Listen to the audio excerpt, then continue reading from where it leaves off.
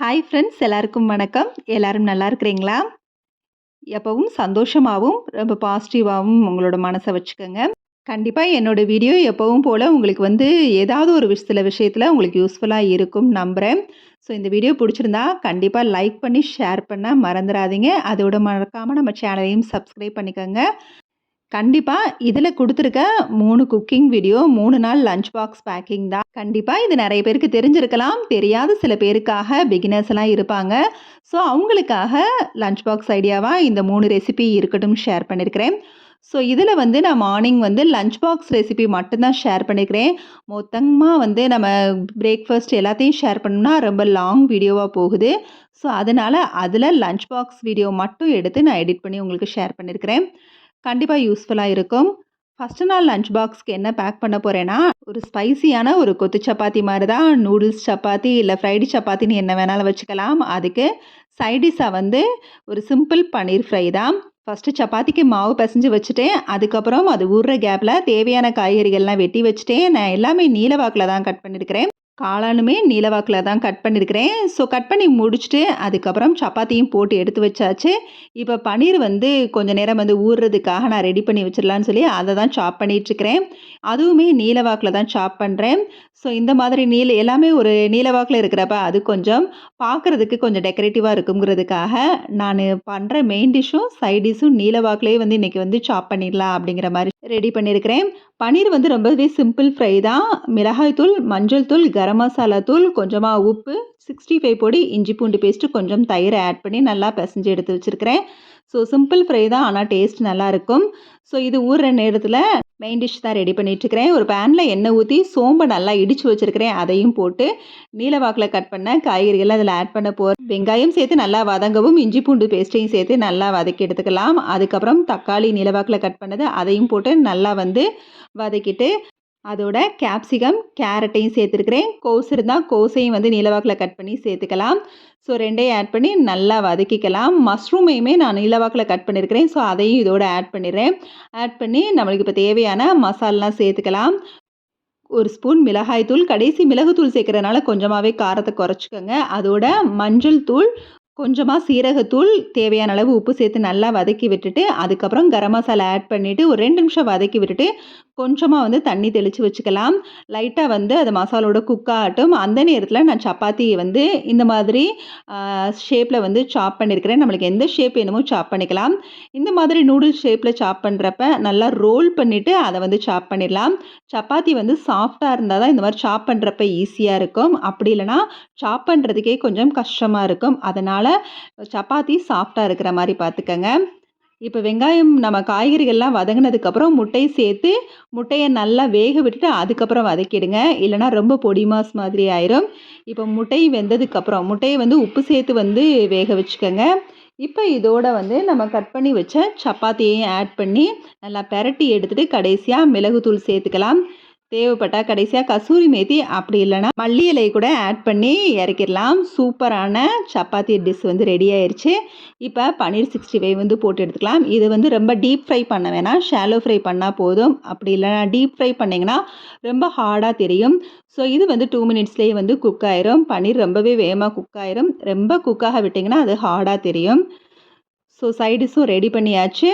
இப்போ ஒரு 11 மணி போல் குடிக்கிறதுக்கு மோர் தான் ரெடி பண்ணுறேன். ஸோ சூப்பராக lunch box recipe first day ready ஆயிடுச்சு.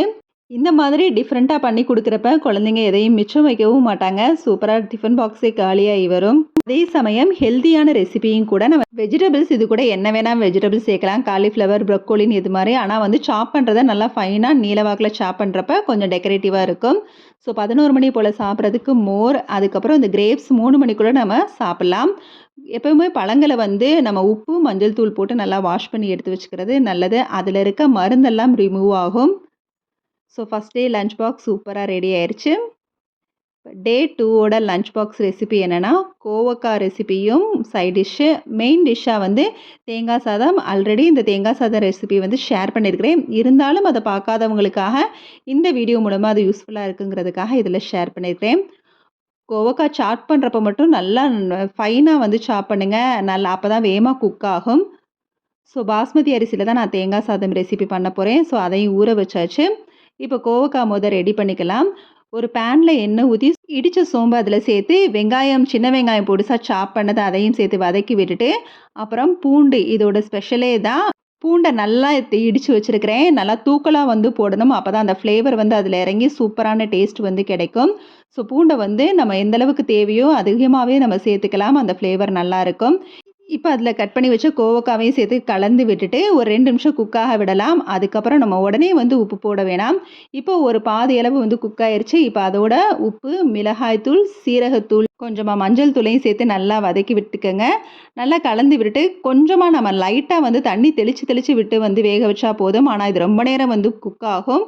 இப்போ எனக்கு குக் ஆகாதனால நான் கொஞ்சமாக தண்ணியும் சேர்த்துருக்கிறேன். நிறைய தண்ணி சேர்க்க வேணாம். அந்த ஃப்ளேவர், அதாவது மசாலாவோட ஃப்ளேவர் நம்மளுக்கு தெரியாமலே போயிடும். ஸோ இது குக்காகிற நேரத்தில் தேங்காய் சாதத்துக்கு தேவையானதை அரைச்சிக்கலாம். தேங்காய், வெங்காயம், வெல்லைப்பூடு, இஞ்சி, சோம்பு, மிளகு, பட்டை, கிராம்பு, அன்னாச்சிப்பூ, ஏலக்காய், 2 பச்சை மிளகாய், கொஞ்சமாக மல்லி, முந்திரி பருப்பு, அதோட மஞ்சள் தூளையும் சேர்த்து நல்லா அரைச்சிக்கலாம். இதில் காரத்துக்கு பச்சை மிளகாய் தான், அதனால் அரைக்கிறப்பே சேர்த்து நல்லா அரைச்சிக்கோங்க. அவ்வளோதான். அதை பால் எடுத்து வச்சாச்சு. இப்போ இது நல்லா குக் ஆயிடுச்சு கோவக்காய். கொஞ்சமாக கரம் மசாலா தேவைப்பட்டால் ஆட் பண்ணிக்கலாம். நான் கொஞ்சமாக கரம் மசாலையும் சேர்த்து நல்லா கலந்து விட்டுருக்கிறேன். ஒரு 2 நிமிஷம் குக் ஆனதுக்கப்புறம் ஸ்டவ் ஆஃப் பண்ணிக்கலாம். இப்போ இந்த தேங்காய் சாதம் அந்த தேங்காய் அரைச்சி பால் எடுக்கிறதான் வேலையே. மற்றபடி ஈஸியாக குக் பண்ணிடலாம். குக்கரில் நெய் ஊற்றி புதினா இலை, மல்லி இலையும் சேர்த்து வாசம் வர வரைக்கும் வதக்கிக்கலாம். அதுக்கப்புறம் அரிசியை சேர்த்து நல்லா வதக்கி விட்டுட்டு அரைச்சி வச்ச பாலை நான் 1 கப்புக்கு 2 கப் அளவு பால் எடுத்துருக்கிறேன். தண்ணியோடு சேர்த்து ஊற்றி கொஞ்சமாக தேவையான அளவு உப்பையும் சேர்த்து நம்ம ஒரு கொதி வந்ததுக்கப்புறம் குக்கரை மூடி வச்சு மீடியம் ஃப்ளேமில் வச்சு 2 விசில் விட்டுவா சூப்பராக குலையாமல் சாதம் ரெடி ஆயிரும். இந்த சாதத்துக்கு பட்டர் பீன்ஸ் குருமா ஊற்றி சாப்பிட்டா ரொம்பவே டேஸ்ட்டாக இருக்கும். அதுக்காக அதையும் நான் ரெடி பண்ணிடுறேன். நார்மலாக குருமா ரெடி பண்ணுறது தான். குழம்பு மசாலா தூளையும் சேர்த்து அதோட கரம் மசாலையும் ஆட் பண்ணி கடைசியாக தேங்காய் அரைச்சி ஊற்றி தான் நான் குருமா ரெடி பண்ணியிருக்கிறேன். ஸோ பார்த்திங்கன்னா தேங்காய் சாதம் குலையாமல் சூப்பராக ரெடியாகி வந்திருக்கும். லஞ்ச் பாக்ஸ் செகண்ட் டே தான் தேங்காய் சாதமும் அதோட கோவக்காய் பொரியலும். இது ரொம்பவே டேஸ்ட்டாக இருக்கும். கோவக்காய் குழந்தைங்களுமே ரொம்ப விரும்பி சாப்பிடுவாங்க. அந்த பூண்டு ஃப்ளேவரே அவ்வளோ டேஸ்ட்டாக இருக்கும். அதுக்கு ஊற்றி சாப்பிட்றதுக்கு பட்டர் பீன்ஸ் குருமாவும் தனியாக எடுத்து வச்சுட்டேன். 11 மணி போல் சாப்பிட்றதுக்கு நிலக்கடலை பருப்பு. முடிஞ்ச அளவுக்கு நம்மளோட ஸ்நாக்ஸ் ஹெல்த்தியாக இருக்கிற மாதிரி பார்த்துக்கணும். ஸோ அந்த மாதிரி தான். அது வெயிலுங்கிறதுனால நம்ம அதிகமாக பழங்கள் கொடுத்து விட்டுறது ரொம்ப நல்லது. அடுத்ததான் 3rd டே லஞ்ச் பாக்ஸ் ரெசிபி. இது எல்லாரோட ஃபேவரட் தான். எல்லாருக்குமே தெரிஞ்ச ஈஸியான ரெசிபி. உருளைக்கிழங்கு ஃப்ரையும் லெமன் சாதமும். இந்த உருளைக்கிழங்கு ஃப்ரை ரொம்பவே டேஸ்ட்டாக இருக்கும். நல்லா ஃபைனாக சாப் பண்ணிவிட்டு ஒரு பேனில் எண்ணெய் ஊற்றி பூண்டை இடித்து வச்சு அதோட சோம்பையும் சேர்த்து நல்லா வதக்கி விட்டுட்டு கட் பண்ணி வச்ச உருளைக்கிழங்கை சேர்த்து கொஞ்சம் நேரம் மூடி வச்சிடலாம். அதுக்கப்புறம் கொஞ்சம் குக் ஆனதுக்கப்புறம், அதாவது ப்ரௌனிஷாக லைட்டாக மாறும், அப்போ உப்பு போட்டு 80% குக் ஆனதுக்கப்புறம் மசாலா ஆட் பண்ணிக்கலாம். மிளகாய்த்தூள், மஞ்சள் தூள், தனியாத்தூள், கரம் மசாலா சேர்த்து கலந்து விட்டுட்டு கொஞ்சமாக கருவேப்பிலையும் ஆட் பண்ணி ஒரு 2 நிமிஷம் குக் பண்ணாலே போதும். சூப்பராக ரெடியாகி வந்துடும். இதை இரும்பு பேனில் செஞ்சால் தான் நம்மளுக்கு அந்த கிறிஸ்பினஸ் கிடைக்கும். ஸோ சூப்பரான பொட்டேட்டோ ரெசிபி ரெடி ஆயிடுச்சு. கடைசியாக மிளகுத்தூள் சேர்த்து நம்ம ஸ்டவ்வை ஆஃப் பண்ணிக்கலாம். அடுத்து எல்லாருக்குமே ஈஸியாக தெரிஞ்ச ஒரு விஷயம் லெமன் சாதம். இந்த சமையல் ரொம்பவே ஈஸி தான். ஆனால் செய்கிற விதத்தில் தான் அந்த டேஸ்ட்டுங்கிறது அமையும். நம்ம லெமனை பிழிஞ்சு எடுக்கிறப்ப ரொம்ப ஒட்டுக்காக பிழிஞ்சோம்னா கசப்பு தெரியும். லெமன் ஜூஸாக இருந்தாலும் சரி.